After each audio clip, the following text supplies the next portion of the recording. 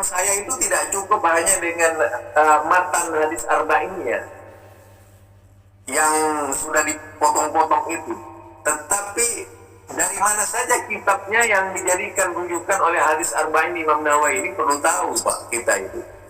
Sehingga seorang anak nantinya, kalau saya lihat muhaddis itu umumnya ditemukannya kan masih anak-anak Pak. Umumnya anak-anak, justru anak-anak itulah yang paling tepat untuk apa namanya menggodok, mengolah seorang putra putri kita menjadi seorang yang berhasil gitu.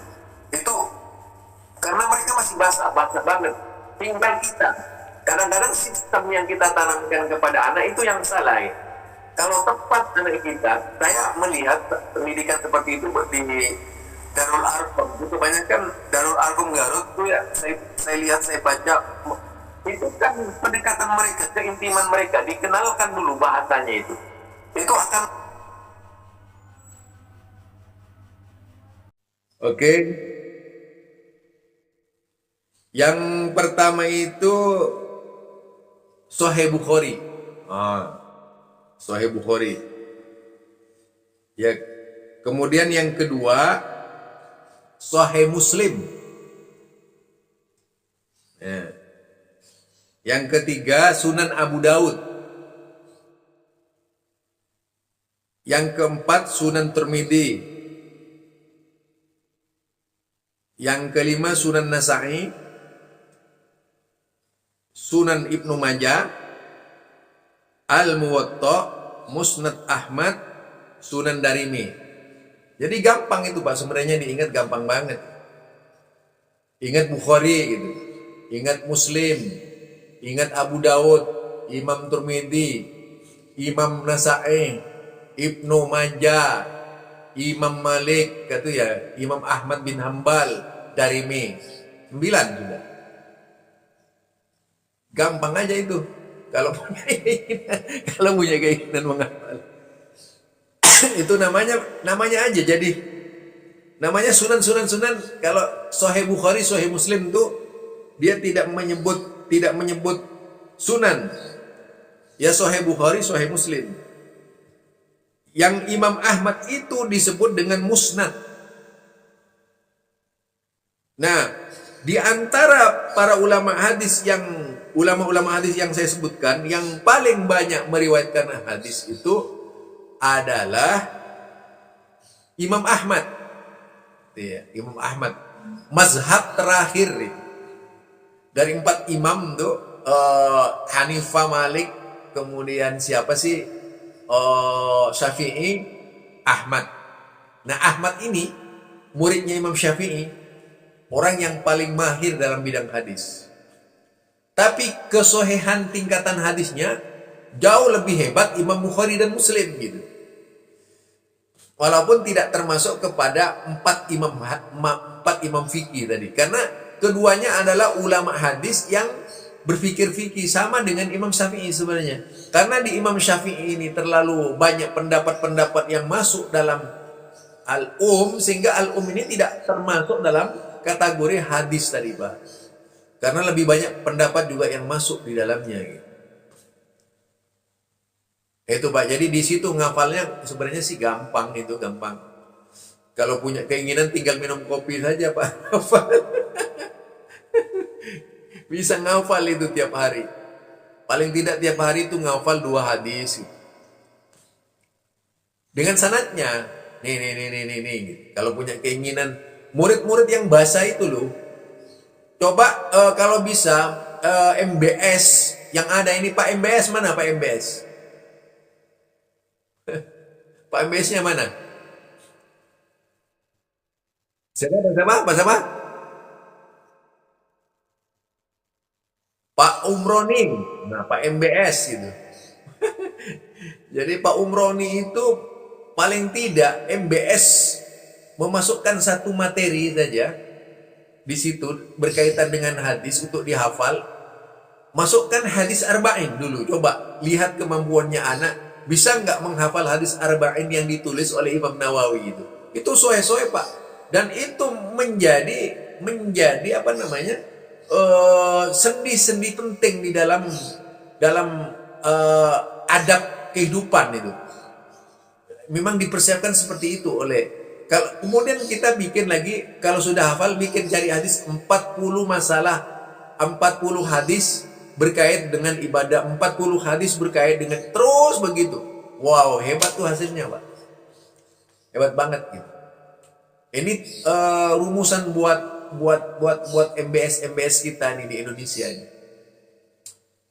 Ya kalau saya jadi majelis pendidikannya mungkin dirancang sedemikian rupa seluruh Indonesia ini bagaimana bisa menghafal hadis-hadis tadi itu, tumbuh subur para ulama-ulama hadis di Muhammadiyah. Itu, Pak.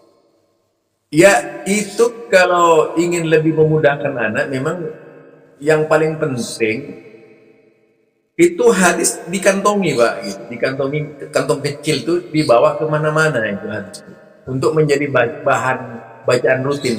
Meskipun tidak 100%, paling tidak 50% anak bisa. Nah itu yang pernah saya coba ya. Jadi pernah saya coba. Jadi pola yang seperti itu kemudian difasihkan dulu mereka dari sisi bahasa Arabnya difasihkan. Dan lebih hebat lagi, kalau saya itu tidak cukup hanya dengan matan hadis arba'innya yang sudah dipotong-potong itu, tetapi dari mana saja kitabnya yang dijadikan rujukan oleh hadis arba'in Imam Nawawi ini perlu tahu, Pak, kita itu. Sehingga seorang anak nantinya, kalau saya lihat muhaddis itu umumnya di Timur Tengah kan masih anak-anak, Pak. Umumnya anak-anak. Justru anak-anak itulah yang paling tepat untuk apa namanya, menggodok, mengolah seorang putra putri kita menjadi seorang yang berhasil gitu. Itu karena mereka masih basah banget. Tinggal kita, kadang-kadang sistem yang kita tanamkan kepada anak itu yang salah ya. Kalau tepat anak kita, saya melihat pendidikan seperti itu di Darul Arqam, itu kebanyakan Darul Arqam Garut tuh ya, saya lihat, saya baca, itu kan kedekatan mereka, keintiman mereka, dikenalkan dulu bahasanya itu akan lebih mudah, dikenalkan dulu bahasanya lebih mudah. Nah kalau itu dibiasakan kepada anak, sekarang begini aja, Pak, misalnya contoh ini ya, seorang ibu yang hamil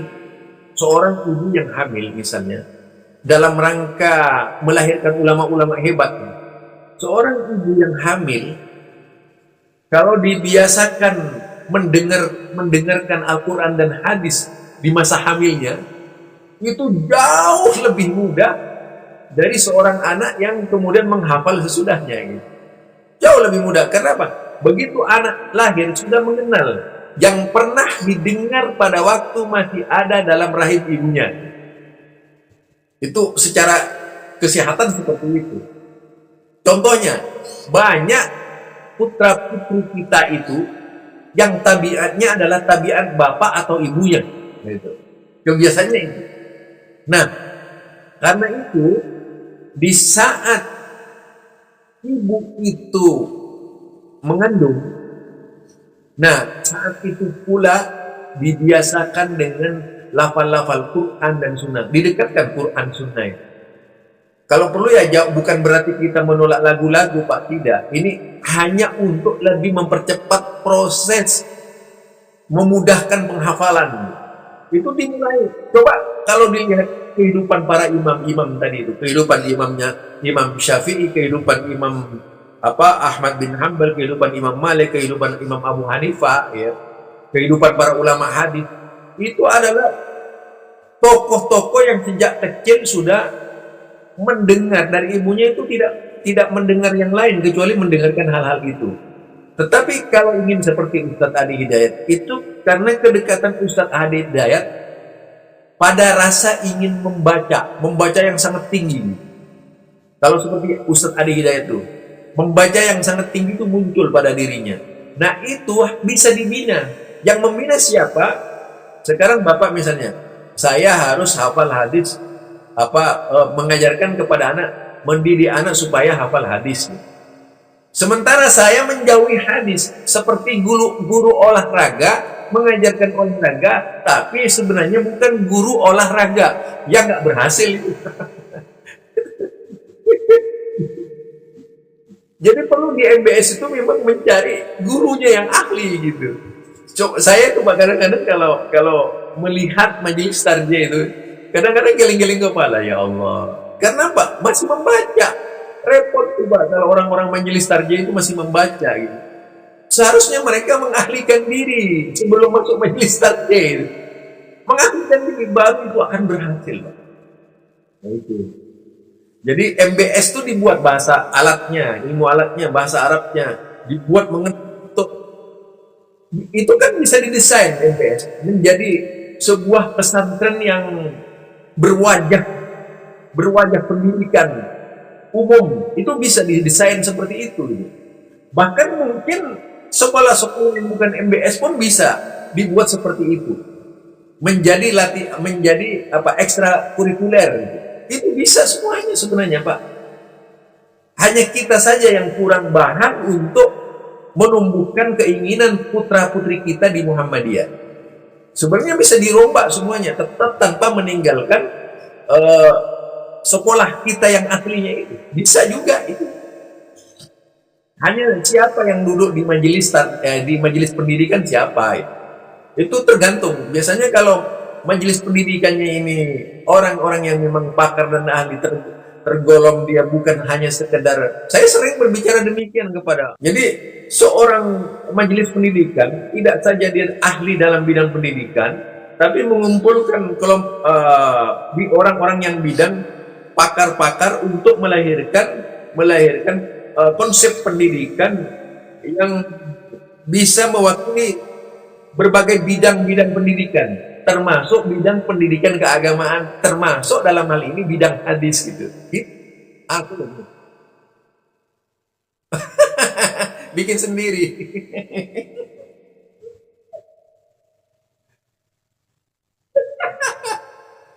Ya itu bikin sendiri saya. Ya nanti. Ya nanti.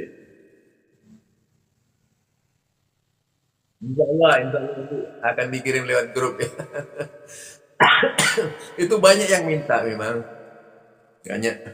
Jadi intinya di situ kalau berbicara terkait dengan hadis-hadis Rasulullah. Di Indonesia ini walaupun pesantren itu jarang yang kemudian memberikan motivasi pendidikan seperti itu, jarang. Tidak semua pesantren malah. Bayangkan kalau memang pesantren itu berfungsi untuk Islam, begini aja Pak, bahkan mungkin lebih pendidikan Muhammadiyah daripada pesantren yang ada di luar Muhammadiyah misalnya itu ya. Itu berapa ribu pesantren, coba menciptakan seorang presiden pesantren saja nggak bisa itu. Itu beraliran pesantren itu nggak. Coba mana ada ya, coba. Dulu justru yang bisa itu Muhammadiyah menciptakan Soekarno, itu Muhammadiyah itu Pak. Kemudian menciptakan Jenderal Sudirman dari Muhammadiyah. Jadi Muhammadiyah ini orang hebat. Nah, apalagi kalau cuma menciptakan hafid. Ini tugas Bapak, menciptakan hafid hadis ini. Ya, itu Pak Wiling.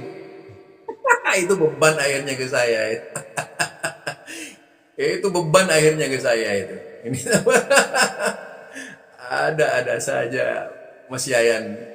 Jadi intinya begini ya, sebenarnya memang harus ada keinginan besar lah dari PDM setempat, PCM setempat, pimpinan wilayah terutama itu. Munculnya berbagai macam permasalahan di Muhammadiyah. Ini pendidikannya salahnya di sini, pendidikan dan orang-orang pendidikan gitu. Mengapa di pendidikan tidak dimasukkan ini? Harusnya Muhammadiyah begini. Gitu. Nah, saya selalu begitu. Jadi ini permasalahannya potensi sumber daya pengajar di Muhammadiyah ini harus memang sesuai dengan bidang gitu. Nah, kalau misalnya bidangnya adalah tahfidz, memang orang yang arahnya selalu berpikir tahfidz. Kemudian tidak sebatas memandang pendidikan itu adalah profesi sehari-hari yang membutuhkan uang, tapi tanggung jawab kita kepada Allah.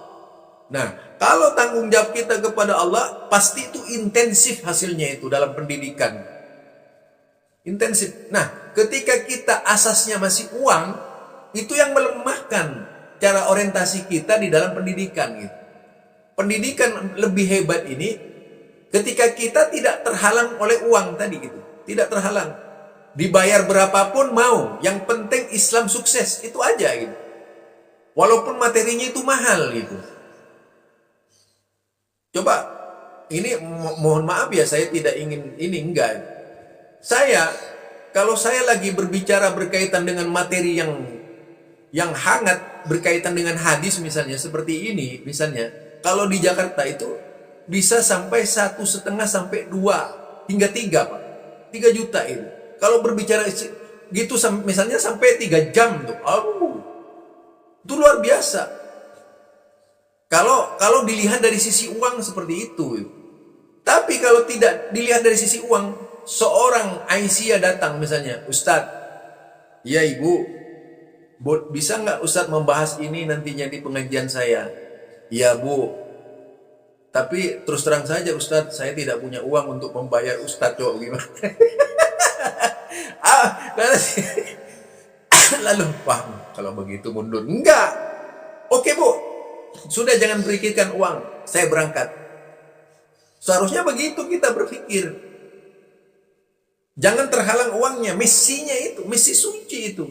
Lah, Allah itu wa yarzuqhu min haitsu la yahtasib. Pasti itu. Jadi saya itu terus terang saja, Pak, melihat peristiwa dari peristiwa kegagalan dakwah itu karena tadi itu di pendidikan, ya karena masalah uang tadi itu. Umumnya masalah uang. Aduh, bayarannya Ustadz, bagaimana nanti kalau bayarannya itu kecil? Nah itu, Bapak jangan berpikir ini jauh Pak.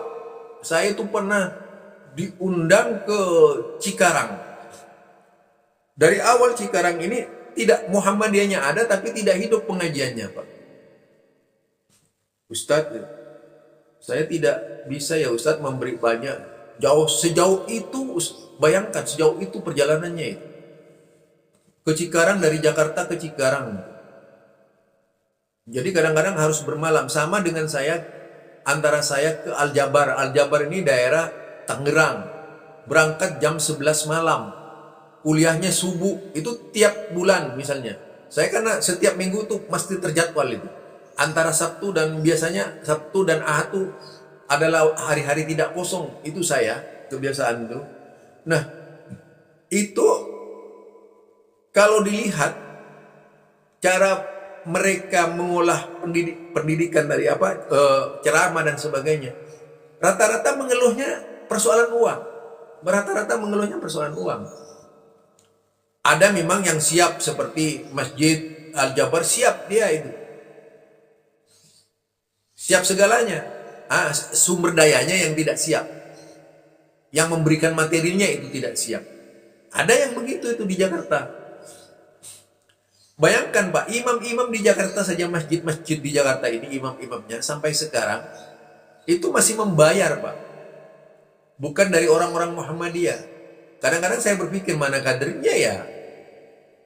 Oh imamnya ini imam di luar Muhammadiyah semua. Iya Pak. Hampir seluruh masjid Muhammadiyah itu imamnya dari luar Muhammadiyah. Dari Salafi lah. Itu seolah-olah di sini Muhammadiyah miskin. Ada apa? Gitu. Harusnya lebih siap Muhammadiyah karena Muhammadiyah ini lebih dewasa dari Salafi, lebih hebat dari Salafi. Segalanya dulu Muhammadiyah, bahkan Salafi itu mengikuti jejak Muhammadiyah di dalam mengembangkan Islam. Nah sekarang terbukti kita itu kekurangan orang di Muhammadiyah, terbukti sekali. Nah, dalam saat kekurangan orang, terkadang terjadi persoalan intern. Aduh, lebih parah lagi. Seharusnya di Muhammadiyah itu yang dipakai kompak, satu tujuan, yaitu bagaimana pendidikan bisa mencapai keberhasilan sesuai dengan yang diinginkan. Bisa itu melahirkan kader gampang. Di Muhammadiyah kader gampang banget tuh sebenarnya. Cari ahlinya, ini ahlinya, ini ahlinya, ini ahlinya, ini. Lah, yang siap-siap minta ke PP Muhammadiyah, oh saya minta itu lulusan PUTM, walaupun belum sempurna itu, tapi PUTM yang punya skill. Dia punya skill pengembangan pemikiran itu, khusus itu. Bagaimana anak-anak kemudian dibuat hebat di dalam kehidupannya itu menjadi seorang anak yang benar-benar berjuang di Muhammadiyah. Di Muhammadiyah itu Pak, kalau kader politik banyak Pak, jangan ditanya itu. Tapi begitu berbicara kader hadis itu nol, sekian persen. Ya itu barangkali Pak pilih. Ya kan saya bilang tadi, majelis pendidikannya itu Pak Piring, saya kan bilang tadi, majelis pendidikannya ini haruslah orang yang punya wawasan keislaman, bukan sekedar pendidikan gitu, wawasan keislaman. Karena tujuannya Muhammadiyah itu, coba Muhammadiyah ini gerakan dakwah berlandaskan Quran dan As-Sunnah. Itu dasar utamanya. Jadi pendidikan, kayak pesantren, kayak apa kayak namanya, yang ada di Muhammadiyah itu seluruhnya, lembaga apapun jelasnya, apakah itu lazis yang berkaitan dengan keuangan, semuanya yang ada di Muhammadiyah menuju satu muara untuk kebangkitan Muhammadiyah. Itu aja. Jadi itu Pak